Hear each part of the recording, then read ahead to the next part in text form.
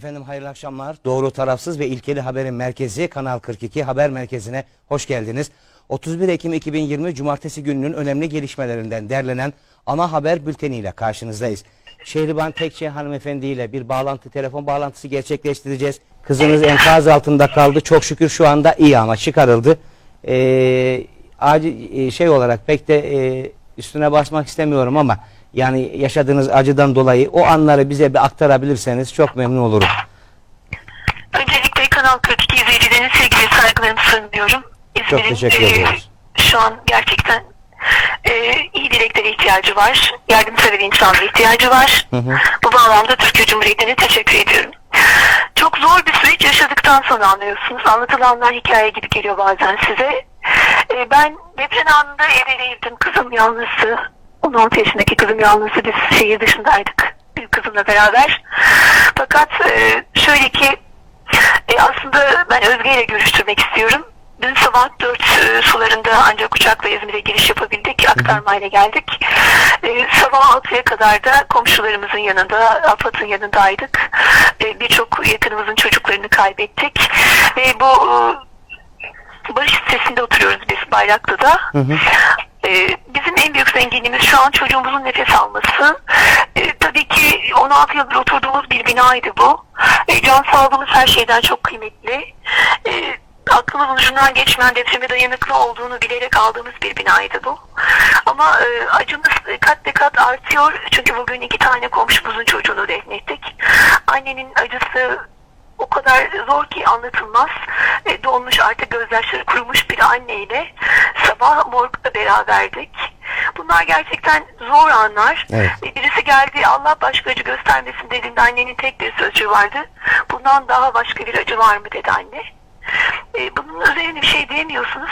Ama ben Özge'ye vereyim. Özge böyle 1-2 dakika size yaşadığı şeyi anlatsın, göçükten çıktığı anları. Tabii. Eğer uygunsa efendim. Tabii uygunuz efendim. Size de geçmiş olsun dileklerimizi iletiyoruz tekrar Şehriban Hanım. Sağ olun, teşekkür ederim. Özgeciğim merhabalar. Merhaba, iyi akşamlar. İyi akşamlar, geçmiş olsun. Teşekkür ederim. O anı sen yaşadın. Evet. Neler anlatmak istersin? Nasıl duygular besliyorsun şu anda? Neler hissediyorsun? Seyircilerimizle paylaşırsan çok memnun oluruz.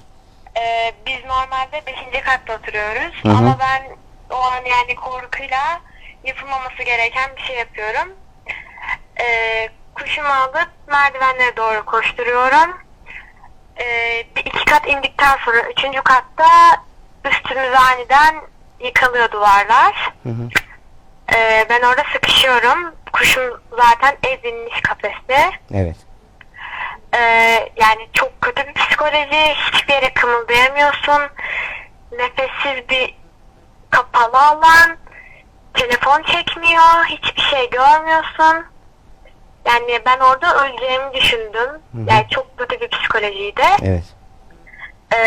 Sonra biraz çabaladım yani nasıl öleceğim falan filan, çok korktum. Telefonun fenerini açtım. Orada yanında küçük taşlar vardı. Onları itebildiğim kadar uzağa ittim. Biraz da geri açtım kendime. Evet. Sonra telefonum çekmeye başladı. Ambulansı, annemi falan aradım. Olayları anlattım. Sonra onlar bana AFAD'ı arayacaklarını söylediler. Yerimi bildirdim. Telefonu kapattıktan sonra işte çok fazla yani zaten çok insanların korkunç çığlıkları duyuluyordu. Kendim de yardım dileniyordum ama herkes kendi derdine çare arıyordu. Yani o anda herkes kendini düşünüyor zaten değil mi Özge? Aynen. Evet. Sonra taşları ite ite merdivenin kenarında çok küçük bir yer vardı. Oradan kendimi zor bela yukarı çektim. Bir tane de kapı çıktı orada şans eseri 3. kattan. Sonra oradan çıktım, balkondan da beni aldılar yani. 5. kattan 3'e düştü. Yani Zaten 3. sana kat 1. kat gibi olmuş. 1. kat gibi olmuyor. 3. kat 1. kata inmiş değil mi? Evet. Evet. Yani sana ilk ulaşan AFAD ekiplerinden miydi? Yok, ben kendim çıktım yani. kendin Ben çıktın. yarım saatte kendim çıktım. Kendi çabalarına çıktın. Peki. Evet. Hiçbiri daha gelmemişti, itfaiye falan.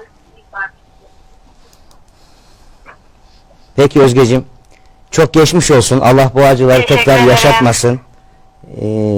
Sizin nezdinizde de İzmir'e tekrar geçmiş olsun dileklerimizi iletiyoruz. Çok selamlar. Hayırlı akşamlar. İyi akşamlar. Çok teşekkür ediyorum. Çok sağ ol.